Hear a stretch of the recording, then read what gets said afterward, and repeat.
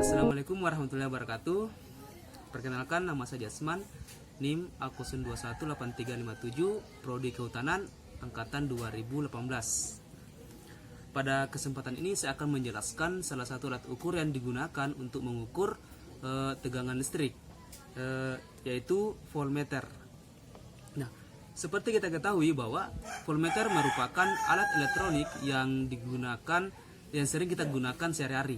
Nah, dengan adanya voltmeter ini menunjukkan bahwa perkembangan teknologi menjadi hal umum yang digunakan hingga saat ini.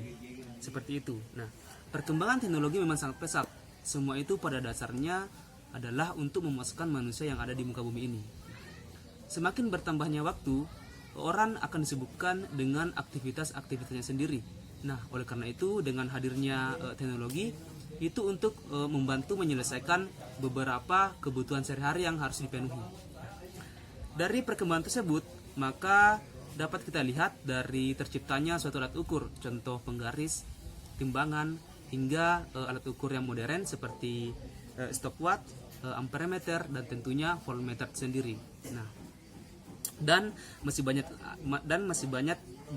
banyak lagi alat ukur yang diciptakan. Nah, dengan banyaknya alat ukur, tentu manusia akan dimudahkan dalam tentunya hal ini voltmeter dimudahkan dalam menghitung suatu besaran. Mungkin itu hanya sekedar pengantar, dan tentunya yang ingin saya bahas yaitu voltmeter, dan ada beberapa poin yang ingin saya sampaikan. Yang pertama pengertian, yang kedua fungsi dari voltmeter, yang ketiga gambar yang nanti saya akan perlihatkan, dan yang keempat kelebihan dan kekurangan yang terdapat pada voltmeter. Seperti itu. Nah, langsung saja pengertian dari voltmeter.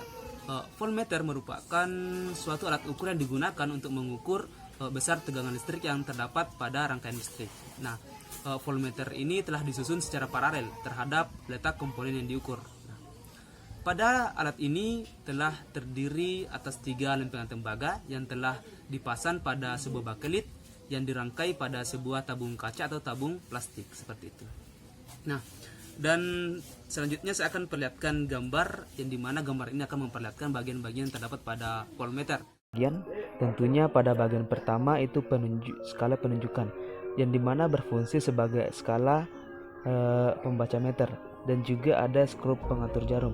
Nah, skrup pengatur jarum ini berfungsi sebagai pengatur posisi jarum penunjuk dengan cara memutar skrupnya ke kanan dan ke kiri agar didapat posisi yang tepat antara nilai 0 pada skala dengan posisi jarum. Selanjutnya ada selektor DC volt, di mana pada posisi ini berfungsi sebagai alat untuk mengukur tegangan DC. Nah, selanjutnya ada selektor amperemeter, sama halnya dengan selektor DC volt. Pada bagian ini juga berfungsi sebagai alat untuk mengukur amperemeter, yang dimana di dalamnya itu terdapat 4 angka. Nah, selanjutnya ada selektor AC volt dan selektor OHM meter. Nah, keduanya ini sama-sama berfungsi sebagai alat untuk mengukur tegangan. Nah, selanjutnya itu ada probe plus dan minus, di mana pada kabel probe minus ini mengindikasikan posisi pada bagian ujungnya dipasang ke lubang kutub minus. Begitu pula dengan sebaliknya pada kabel probe plus. Nah, selanjutnya pada bagian pengatur angka 0 atau kalibrasi, di mana pada bagian ini berfungsi sebagai pengatur kedudukan dan posisi jarum penunjuk pada posisi 0 untuk pengukuran OHM. Seperti itu.